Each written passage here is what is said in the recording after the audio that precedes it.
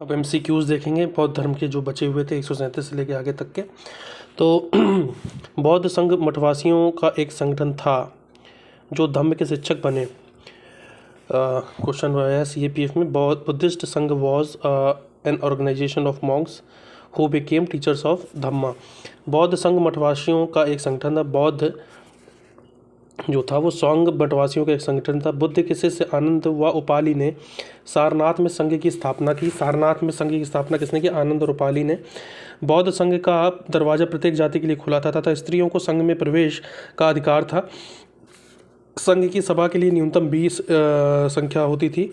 संघ की सभा के लिए न्यूनतम संख्या 20 थी। संघ के प्रस्ताव पाठ को अनुसावन कहते थे। संघ के प्रस्ताव पाठ को क्या कहते थे? अनुसावन, अनुसावन, अनुसावन। बौद्ध संघ में प्रविष्ट होने को उपसंपदा कहते थे। बौद्ध संघ में प्रविष्ट होने को क्या कहते थे? उपसंपदा कहते थे। उपसंपदा कहते थे। इसमें सम्मिलित होने की न्यूनतम आयु 20 वर्ष थी। ठीक है। बौद्ध संघ में चोर, हत्यारों, ऋणी, राजा के सेवक, दास, रोगियों का प्रवेश वर्जित था। बुद्ध संघ में चोर, हत्यारों, ऋणी, राजा के सेवक, दास, रोगियों का प्रवेश वर्जित था। बौद्ध संघ में चोर, हत्यारों, ऋणी, राजा के सेवक, दास, रोगियों का प्रवेश वर्जित था। चोर, हत्यारों, ऋणी, राजा के सेवक, दास, रोगियों का प्रवेश वर्जित था। बौद्ध संघ के मठवासियों का कार्य संघ के लोगों को धर्म की शिक्षा देना था। बौद्ध संघ के मठवासियों का कार्य संघ के लोगों को धर्म की शिक्षा देना था। संघ के नियम तथा दैनिक जीवन संबंधी आचार विचार तथा विधि निवेशों के बारे में विस्तृत विवरण बौद्ध धर्म विनय पिटक में मिलता है। बौद्ध ग्रंथ विनय पिटक में मिलता है। संघ के नियम, दैनिक जीवन संबंधी आचार विचार, बौद्ध संघ के नियम, दैनिक जीवन संबंधी आचार विचार तथा विधि निवेशों के बारे में विस्तृत विवरण बौद्ध ग्रंथ विनय पिटक में मिलता है। विनय पिटक से प्राप्त होता है। ठीक है। किस बौद्ध ग्रंथ में संघ जीवन का नियम प्राप्त होते हैं? तो आंसर है विनय पिटक। बौद्ध मठों में पवरन नामक समारोह आयोजित किया जाता था जो वर्षा ऋतु के दौरान मठों में प्रवास के समय भिक्षुओं द्वारा किए गए अपराधों को स्वीकारोक्ति का अवसर होता था। वर्षा ऋतु के दौरान मठों में प्रवास के दौरान भिक्षुओं द्वारा किए जाने वाले अपराध स्वीकारोक्ति को पर्वन कहा गया है। वर्षा ऋतु के दौरान मठों में प्रवास के दौरान भिक्षुओं द्वारा किए जाने वाले अपराध स्वीकारोक्ति को पर्वन कहा गया है। बौद्ध धर्म में अनुशासन संबंधी विधि निर्देशों तथा उनके भंग होने पर किए गए प्रायश्चितों का संकलन प्रतिमोक्ष कहलाता है। यह एक माह में 2 बार पाठ किए जाने का विधान था। अनुसावन क्या है? संघ की सभा में रखा जाने वाला प्रस्ताव पाठ अनुवासन कहलाता है। सभा की वैध कार्यवाही के लिए न्यूनतम कोरम की संख्या 20 थी। उपसंपदा क्या है? संघ में प्रविष्ट होना उपसंपदा है। इसमें न्यूनतम आयु 20 है। बौद्ध धर्म का सर्वाधिक पवित्र और महत्वपूर्ण त्यौहार वैशाख पूर्णिमा है। बौद्ध ग्रंथों के अष्ट महास्थान कौन कौन से? लुम्बिनी, गया, सारनाथ, कुशीनगर, श्रावस्ती, संकास्य, राजगृह, वैशाली। फिर देख लेते हैं अष्ट महास्थान कौन से हैं। लुम्बिनी है, गया है, सारनाथ है, कुशीनगर है, श्रावस्ती है, संकास्य है, राजगृह है, वैशाली है। कूटाग्रशाला जिसका शाब्दिक अर्थ नुकीली छत वाली झोपड़ी होता है। कूटाग्रशाला जिसका शाब्दिक अर्थ नुकीली छत वाली झोपड़ी होता है। यहाँ बौद्ध भिक्षुओं के बीच बौद्धिक विवाद होता था। ठीक है। अब 140वां क्वेश्चन है, बौद्ध मत में पातिमोक्ष से क्या अभिप्राय है? तो यह है संघ की नियम। पातिमोक्ष क्या है? संघ की नियम। पातिमोक्ष क्या है? संघ की नियम। पातिमोक्ष क्या है? संघ की नियम। पातिमोक्ष क्या है? संघ की नियम। कूटाग्रशाला जिसका शाब्दिक अर्थ नुकीली छत वाली झोपड़ी है क्या होती थी? यह वह स्थान है जहाँ बौद्ध भिक्षुओं के बीच बौद्धिक वाद विवाद होता था। कहाँ पे? कूटाग्रशाला में एक वह स्थान है जहाँ बौद्ध भिक्षुओं के बीच बौद्धिक वाद विवाद होता था। कहाँ पे होता था? कूटाग्रशाला में होता था। ठीक है। बौद्ध संघ में भिक्षुणी के रूप में स्त्रियों का प्रवेश की अनुमति बुद्ध द्वारा दी गई थी। कहाँ पे दी गई थी? किस जगह पे? ये वैशाली में। ठीक है। UPPCS प्री में पूछा गया है। ये इम्पोर्टेंट हो जाता है। महात्मा बुद्ध नारी समाज को भिक्षु धर्म में दीक्षित करने के विरुद्ध थे। महात्मा बुद्ध नारी समाज को भिक्षु धर्म में दीक्षित करने के विरुद्ध थे। कपिल वस्तु में अपनी विमाता महाप्रजापति गौतमी के भिक्षुणी बनने के प्रस्ताव को ठुकरा दिया था। कपिल वस्तु में अपनी विमाता महाप्रजापति गौतमी के भिक्षुणी बनने के प्रस्ताव को ठुकरा दिया था। इसके बाद वे वैशाली लौट आए थे, किंतु तत्पश्चात गौतमी बहुत सी नारियों के साथ अपने बाल मुंडवाकर काषाय वस्त्र पहनकर तथागत के महावन विहार में पहुंची। ठीक है, वैशाली आते आते उनके पैर सूज गए, उनके वस्त्र धूसरित हो गए तथा उनके नेत्र अश्रुपूरित थे। उनकी यह दशा देखकर आनंद करुणाद्र हो गए और उन्होंने बुद्ध से नारी प्रवज्या की प्रार्थना की और तर्क दिया कि स्त्रियां भी आध्यात्मिक ज्ञान प्राप्त करने के योग्य हैं। इस प्रकार तथागत ने वैशाली में आनंद के अनुरोध पर 8 शर्तों के साथ स्वीकार कर लिया। यहीं पर पहली बार नारी दीक्षा की तथा यह घोषणा भी की कि आनंद अब विशुद्ध धर्म मात्र 500 वर्षों तक स्थिर रह पाएगा। उल्लेखनीय है कि गौतम बुद्ध ने अपने अंतिम दिनों तक किसी को अपना उत्तराधिकारी व संघ प्रमुख नहीं बनाया था। मृत्यु से पूर्व कहा था, मेरे वचन व सिद्धांत ही नियम मार्गदर्शन करेंगे। यद्यपि गौतम बुद्ध के चचेरे भाई देवदत्त बुद्ध के जीवन काल में ही संघ प्रमुख बनना चाहते थे। गौतम बुद्ध के प्रिय शिष्य आनंद व उपाली थे। आनंद व उपाली इनके प्रिय शिष्य थे। ठीक है, बुद्ध अब 143वां क्वेश्चन है, बुद्ध किसकी इच्छा को ध्यान में रखकर स्त्रियों को संघ में प्रवेश दे दिया? तो है प्रजापति गौतमी। आंसर है प्रजापति गौतमी। बुद्ध ने किसकी इच्छा को ध्यान में रखकर स्त्रियों को संघ में प्रवेश दे दिया? तो है प्रजापति गौतमी, महाप्रजापति गौतमी। यूपी पीसीएस में आया है, 2001 में आया है, 2003 में आया है, एमपीपीएस 2008 में भी आया है। Who among the following was willing to be the head of Buddhist community during Buddha's lifetime? Devadatta है। तो who among the following was willing to be the head of Buddhist community during Buddha's lifetime? Who among the following was willing to be head of Buddhist community during the Buddha's lifetime? So answer is Devadatta है। गौतम बुद्ध ने अपनी मृत्यु के उपरांत बौद्ध संघ के नेतृत्व के लिए निम्न में से किसको नामित किया? तो किसी को नामित नहीं किया था। सारनाथ में ही गौतम बुद्ध ने 5 सन्यासियों के साथ संघ की स्थापना की। इसके नज़दीकी शिष्यों में आनंद थे, उपाली थे, सारिपुत्र थे, मौदगलायन आदि थे, जिसमें सर्वाधिक नज़दीक आनंद थे। गौतम बुद्ध ने अपनी मृत्यु के पश्चात बौद्ध संघ के नेतृत्व के लिए किसी को भी नामित नहीं किया था। ठीक है, अब 3 नाम मैं अब बता रहा हूँ। IAS प्री 2020 में आया है। इसको बताना है कि इस नाम का क्या मतलब है। तो जैसे पारिव्राजक, 146वां क्वेश्चन है। पारिव्राजक का मतलब है परित्यागी व भ्रमणकारी। पारिव्राजक का मतलब है परित्यागी भ्रमणकारी। श्रमण का मतलब है बौद्ध एवं जैन सन्यासी श्रमण कहे जाते थे। बौद्ध एवं जैन सन्यासी श्रमण कहे जाते थे। उपासक का मतलब है बौद्ध धर्म का साधारण अनुगामी। बौद्ध धर्म का साधारण अनुगामी। श्रमण का मतलब क्या है? बौद्ध एवं जैन सन्यासी श्रमण कहे जाते थे। श्रमण कहे जाते थे। सन्यासी क्या कहे जाते थे? श्रमण कहे जाते थे। परिभाजक का क्या मतलब है? परित्यागी व भ्रमणकारी।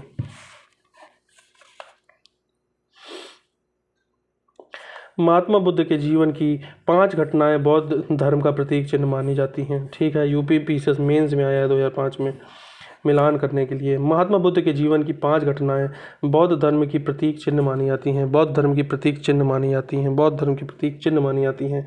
जन्म कमल और सांड को मानते हैं। जन्म मतलब कमल और सांड है। कमल और सांड है, जन्म है, कमल और सांड है। गृहत्याग मतलब अश्व घोड़ा है। महाबोधि मतलब बोधि वृक्ष है। प्रथम उपदेश धर्म चक्र परिवर्तन, धर्म चक्र परिवर्तन, धर्म चक्र प्रवर्तन, धर्म चक्र प्रवर्तन, धर्म चक्र प्रवर्तन। प्रथम उपदेश परिनिर्वाण, पद चिन्ह और स्तूप ज्ञातव्य हैं। परिनिर्वाण क्या है? परिनिर्वाण है पद चिन्ह और स्तूप, पद चिन्ह और स्तूप, पद चिन्ह और स्तूप, पद चिन्ह और स्तूप। जन्म है कमल और सांड। गृहत्याग है अश्व या घोड़ा। महाबोधि मतलब बोधि वृक्ष। प्रथम उपदेश धर्म के चक्र परिवर्तन। प्रथम उपदेश धर्म चक्र परिवर्तन। प्रथम उपदेश धर्म चक्र परिवर्तन। महाबोधि कौन है? बोधि वृक्ष है। जन्म कमल और सांड से है। ठीक है, तो पहले का हो गया, जन्म का हो गया, कमल और सांड पहले का। चौथा हो गया प्रथम प्रवचन का मतलब हो गया बोधि वृक्ष हो गया, यानी बी का क्या हो गया? नहीं, प्रथम प्रवचन का क्या मतलब हुआ?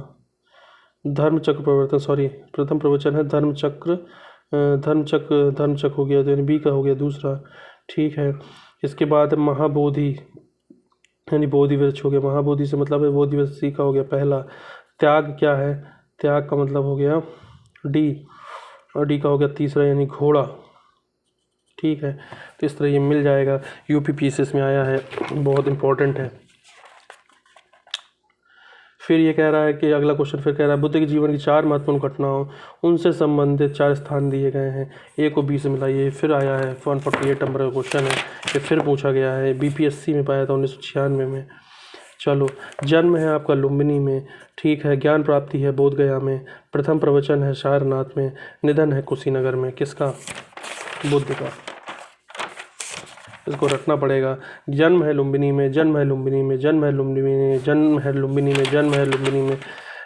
ज्ञान प्राप्ति है बोधगया में, ज्ञान प्राप्ति है बोधगया में, ज्ञान प्राप्ति है बोधगया में, ज्ञान प्राप्ति है बोधगया में, ज्ञान प्राप्ति है बोधगया में, ज्ञान प्राप्ति है बोधगया में, ज्ञान प्राप्ति है बोधगया में। प्रथम प्रवचन है सारनाथ में, प्रथम प्रवचन है सारनाथ में, प्रथम प्रवचन है सारनाथ में, प्रथम प्रवचन है सारनाथ में, प्रथम प्रवचन है सारनाथ में, प्रथम प्रवचन है सारनाथ में, प्रथम प्रवचन है सारनाथ में, प्रथम प्रवचन है सारनाथ में, प्रथम प्रवचन है सारनाथ में, प्रथम प्रवचन है सारनाथ में, प्रथम प्रवचन है सारनाथ में, प्रथम प्रवचन है सारनाथ में, प्रथम प्रवचन है सारनाथ में, प्रथम प्रवचन है सारनाथ में, प्रथम प्रवचन है सारनाथ में, प्रथम प्रवचन है सारनाथ में, प्रथम प्रवचन है सारनाथ में, प्रथम प्रवचन है सारनाथ में, प्रथम प्रवचन है सारनाथ में। निधन है कुशीनगर में, निधन है कुशीनगर में, निधन है कुशीनगर में, निधन है कुशीनगर में, निधन है कुशीनगर में, निधन है कुशीनगर में, निधन है कुशीनगर में। निधन मतलब खुदकुशी कर ली, इसी कुशीनगर हो गया। निधन मतलब खुदकुशी कर ली, इसी कुशीनगर हो गया। प्रथम प्रवचन है सारनाथ में, प्रथम प्रवचन है सारनाथ में। प्रवचन देंगे तो उसका कुछ सार निकलेगा ना, इसलिए सारनाथ है। ज्ञान प्राप्ति क्या है? बोध, बोध यानी ज्ञान, बोध गया, बोध गया मतलब ज्ञान। जन्म कहाँ है? लुम्बिनी में, जन्म कहाँ है? लुम्बिनी में, ठीक है। कनक मुनि कौन थे? तो ये है बौद्ध मुनि है।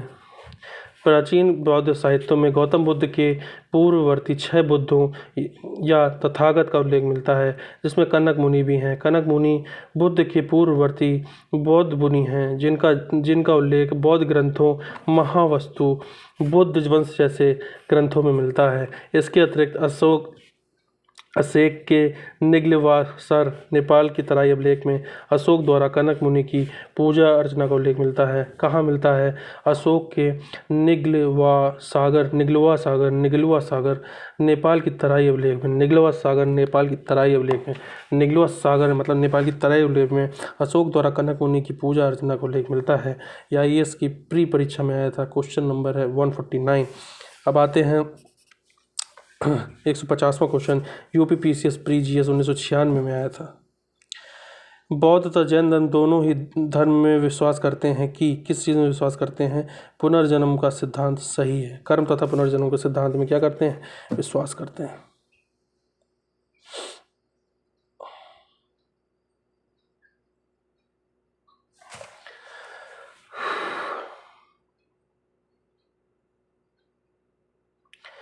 कौन सी समानता नहीं है बौद्ध तथा जैन धर्म में? कौन सा समानता नहीं है? कठोर तप में विश्वास समानता नहीं है।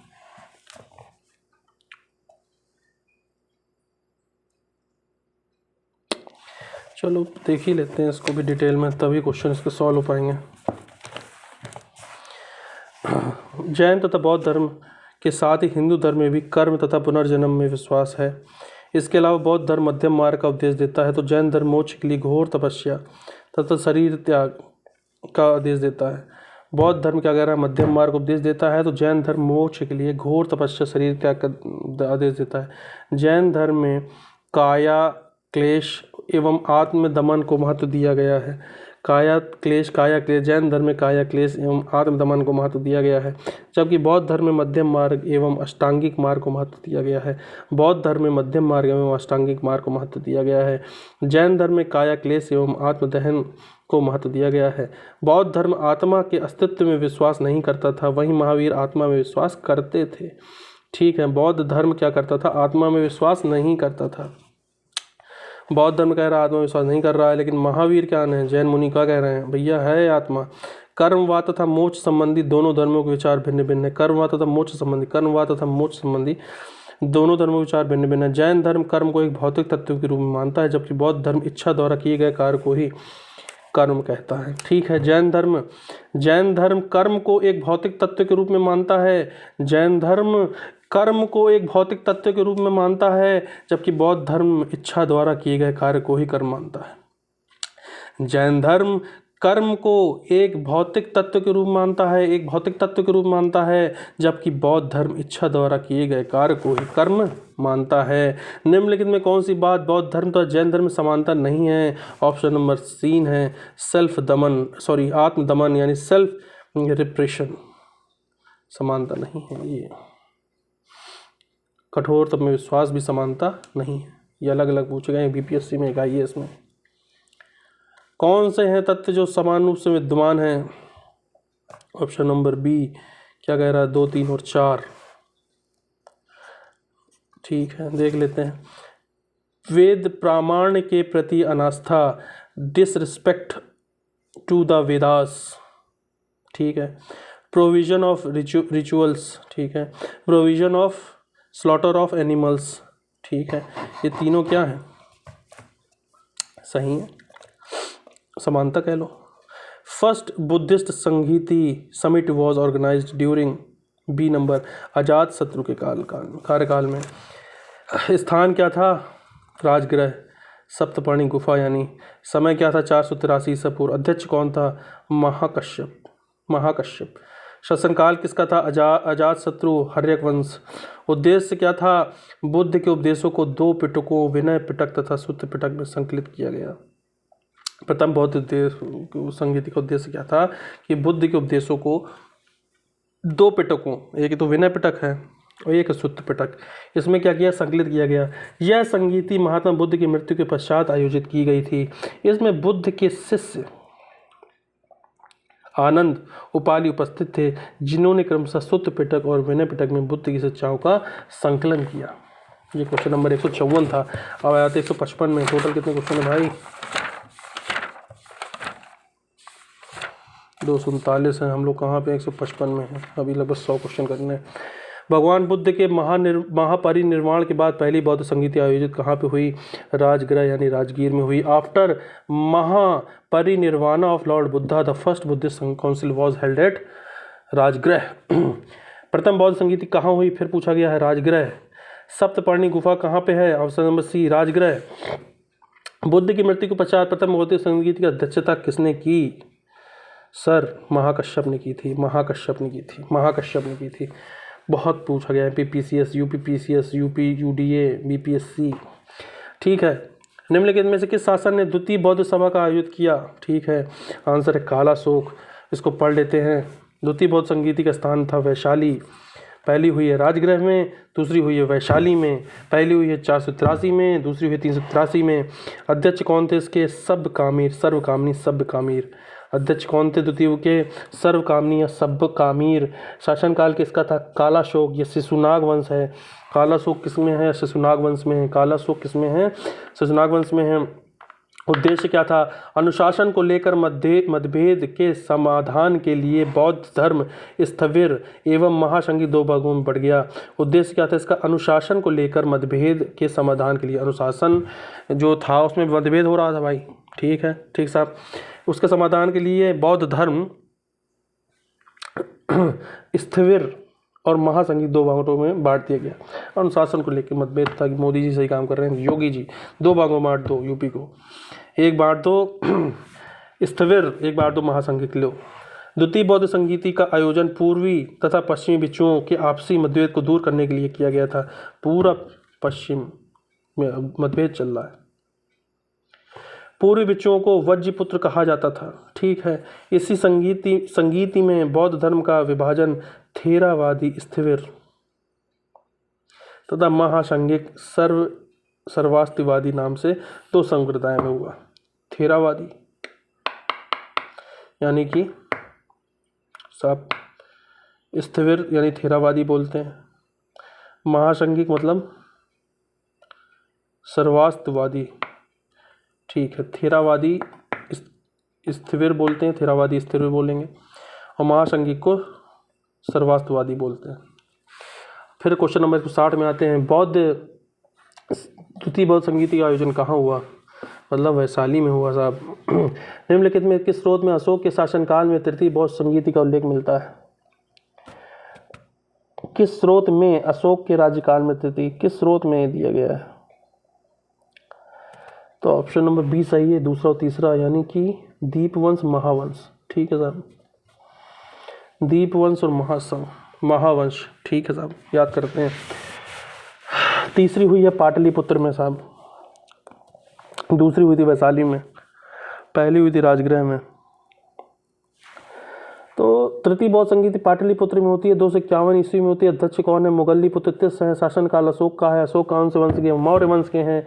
उद्देश्य क्या था? संघ भेद के विरुद्ध कठोर नियम का प्रतिपादन करके बौद्ध धर्म के स्थायित्व प्रदान करने का प्रयास किया गया।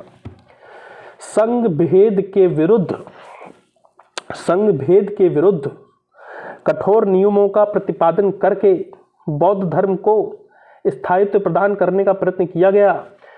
धर्म ग्रंथों का अंतिम रूप से संपादन किया गया। तीसरा पिटक अभिधम्म पिटक जोड़ा गया। ठीक है साहब। सिंघली अनुश्रुतियों महावंश और दीपवंश के अनुसार सिंघली अनुश्रुतियों, सिंघली ये तो श्रीलंका टाइप का लग रहा है, तमिलनाडु टाइप का। अनुश्रुतियों महावंश दीपवंश के अनुसार अशोक ने तृतीय बौद्ध संगीति बुलाई। मुगलिपुत्र तीसरे की सहायता से संघ में अनुशासन और एकता लाने का प्रयास किया। यह दूसरी बात है कि एकता थेरवाद बौद्ध धर्म तक ही सीमित रही। थेरावादी भाई इस्तीफेर वाले, यहीं तक एकता रही। अशोक के समय थेरवाद संप्रदाय भी अनेक उप संप्रदायों में विभक्त हो गया। इसी बौद्ध संगीति में मुगलिपुत्र तीसरे ने कथा वस्तु नामक ग्रंथ का संकलन किया, जो अभिधम्म पिटक यानी दार्शनिक सिद्धांत का अंग है। कथा वस्तु नामक ग्रंथ का संकलन किया, जो कि अभिधम्म पिटक यानी दार्शनिक सिद्धांत, अभिधम्म पिटक को कहते हैं हम दार्शनिक सिद्धांत। तो ये कथा वस्तु आ रहा है अभिधम्म पिटक के अंतर्गत, और इसका रचना कौन कर रहा है भैया? मुगलिपुत्र तीसरे ने संकलन कर दिया। तृतीय संगीत के समापन के पश्चात भिन्न भिन्न देशों में बौद्ध धर्म के प्रचारार्थ भिक्षु भेजे गए, जिन्हें महावंश में इस प्रकार प्राप्त होते हैं। अब कुछ धर्म प्रचारक के नाम दिए हैं और कहाँ कहाँ किसने प्रचार किया। ठीक है, मज्झंतिक ने किया कश्मीर में, महारक्षित ने किया यमन देश में, मध्यम ने किया हिमालय देश में, धर्मरक्षित ने किया अपरांतक में, महाधर्मरक्षित ने किया महाराष्ट्र में, महादेव ने किया महाशी मंडल यानी मैसूर तथा मंधाता में, रक्षित ने किया वनवासी में उत्तरी कन्नड़ में, सोन तथा उत्तर ने किया सुवर्ण भूमि में, महेंद्र तथा संघमित्रा ने किया लंका में। क्वेश्चन 162, तृतीय बौद्ध संगीति की अध्यक्षता किसने की थी साहब? मुगलिपुत्र तीसरे ने की थी साहब।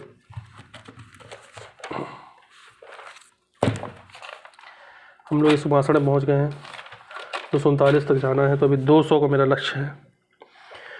10 मिनट रह गए अपने पास, देखते कितने हो पाते हैं। तृतीय बौद्ध सभा किस स्थान पर बुलाई गई साहब? पाटलिपुत्र में बुलाई गई। तृतीय कहाँ बुलाई गई सर? पाटलिपुत्र में बुलाई गई। तीसरा पुत्र में बुलाई गई, पाटलिपुत्र में बुला ली गई साहब। तृतीय बौद्ध संगीति किसके शासनकाल में की गई साहब? अशोक के शासनकाल में की गई।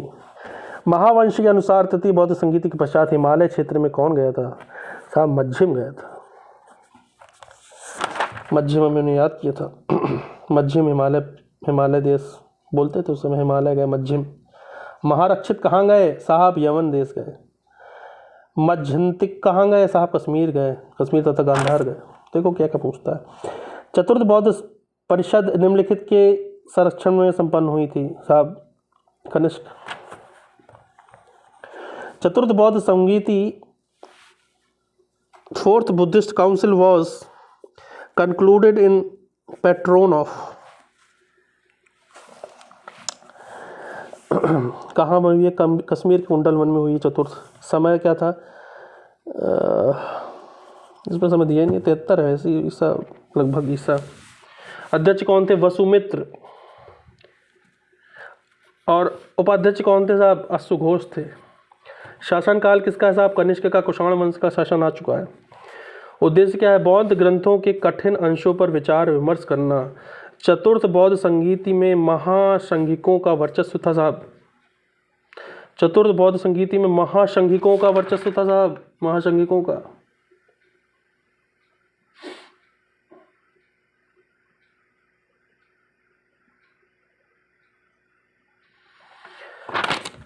ठीक है।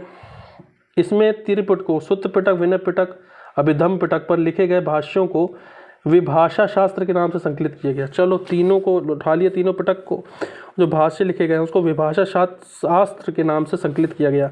इसी समय बौद्ध धर्म का विभाजन हीनयान तथा महायान नामक दो संप्रदायों में साफ हो गया। हीनयान तथा महायान नामक किसमें हो गया? हीनयान तथा महायान दो संप्रदायों में क्या हो गया साहब? डिवीज़न हो गया इसका। 167 में आ चुके हैं हम लोग। कश्मीर में कनिष्क के शासनकाल में जो बौद्ध संगीत आयोजित हुई, इसकी अध्यक्षता किसने की साहब? वसुमित्र ने की साहब। उपाध्यक्ष बता दो कौन था? अश्वघोष था। 168 क्वेश्चन कहता है कनिष्क के शासनकाल में बौद्ध सभा किस नगर में हुई साहब? कश्मीर में हुई साहब, कश्मीर का कुंडल वन में। बीपीएससी, IAS सब पूछा गया।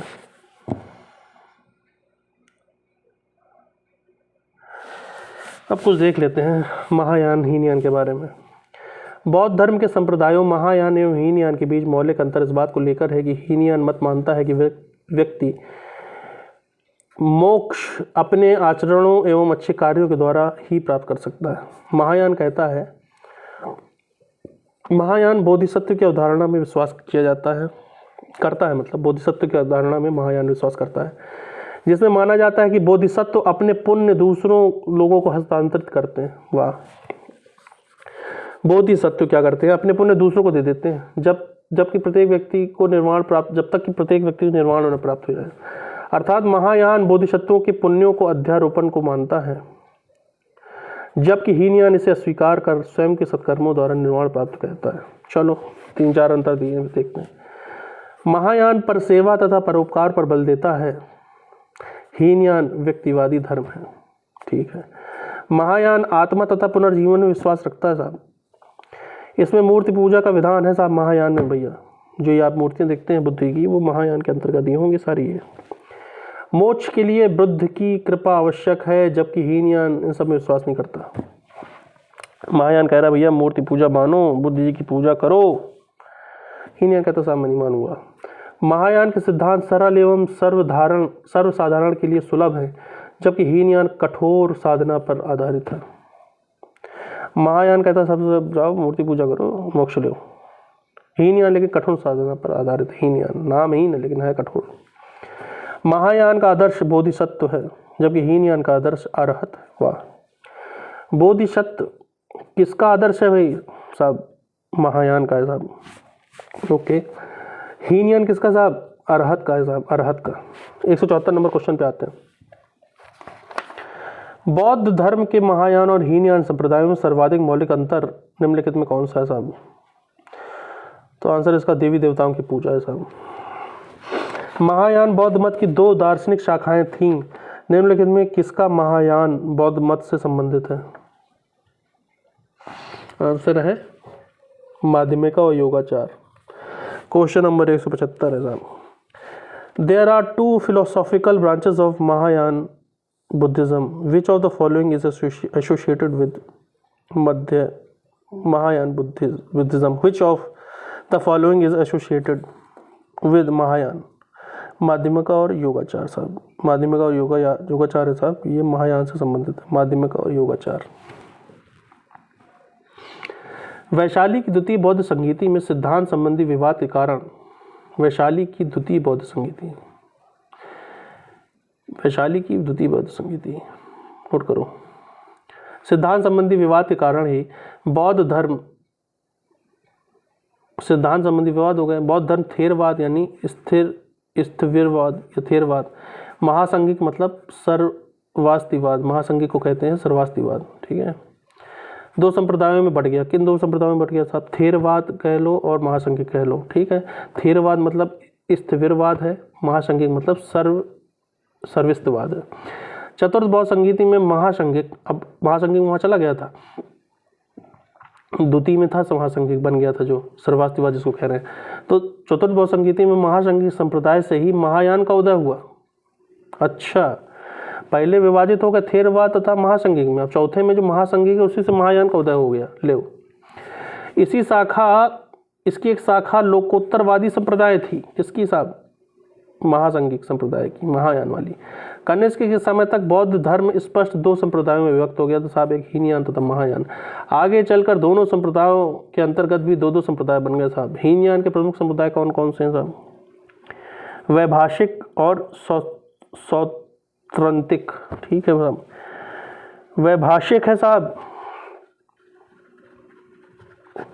वैभाषिक है साहब और सौत्रांतिक है साहब। वैभाषिक है, सौतंत्रिक है साहब किसमें? हीनयान में। इसको याद कैसे करेंगे, देखते हैं। महायान के कौन कौन से? शून्यवाद और विज्ञानवाद। शून्यवाद मतलब माध्यमिका और विज्ञानवाद मतलब योगाचार, रटना ही पड़ेगा। महायान के कौन कौन से? शून्यवाद, माध्यमिका यानी, और विज्ञानवाद मतलब योगाचार। विज्ञान है तो योग करो, शून्य है तो मध्यमा, अब शून्य में चली गई तुम्हारी रीढ़ गड्डी, काम नहीं कर रही। ये किसके? महायान के साहब। हीनयान के प्रमुख कौन कौन से? वैभाषिक और सौत्रांतिक। ठीक है साहब। महासंघिक संप्रदाय का उदय कहाँ हुआ? बहुत इजी है, जहाँ कहाँ होगा महासंघिक का? जहाँ पे थेरवाद महासंघिक हुए थे, दूसरी वाले में हुए थे, यानी वैशाली। याद करने की कोई जरूरत नहीं, क्लियर है। भारत के धार्मिक इतिहास संबंध में कौन सा कथन सही? 170 की बात करते हैं, बी नंबर है, मतलब केवल 2 और 3 इसमें आया है। ठीक है। लोकोत्तरवादी संप्रदाय बौद्ध धर्म के महासंघिक संप्रदाय की शाखा थी। लोकोत्तरवादी,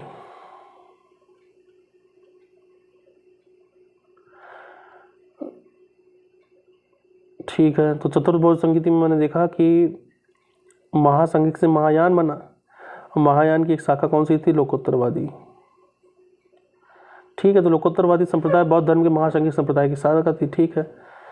तीसरा कौन सा? महासंघिकों द्वारा बुद्ध के